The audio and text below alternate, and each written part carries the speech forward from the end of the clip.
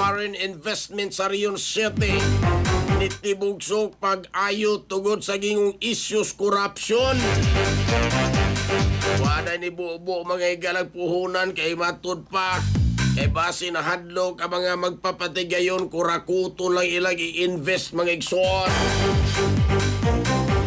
Detalye sa report sa Ronato kini pinagi sa pagpamati ni Katrupang Almi Mata. Live report. Yes, sa mihinay pag-ayo ang pagsulod sa Foreign Investment Central Visayas ni atong 2025 tungod sa political uncertainty nga isyu sa korupsyon ug mga kalamidad sama sa magnitude 6.9 galinog ug bagyong Tino sa Subo.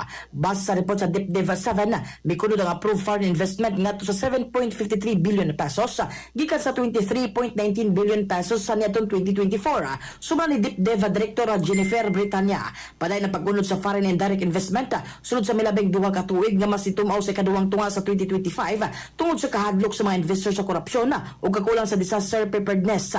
Naapektuhan usab ang infrastruktura ug negosyo sa Sugbo tungod sa grabing pagbaha ug niabot na lang sa 382.60 million pesos ang investment sa ikaupat nga quarter, samtang misa kang local investment ngadto sa 34.94 billion pesos nga nagpakita gihapon og pagsalig sa mga lokal nga negosyante.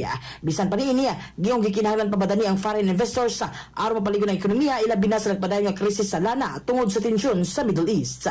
Mga katropa, alang sa mapahimsog sa panlawas, inom sa Thona Plus Gold alang sa naghiusab Pilipino para sa Pilipinas.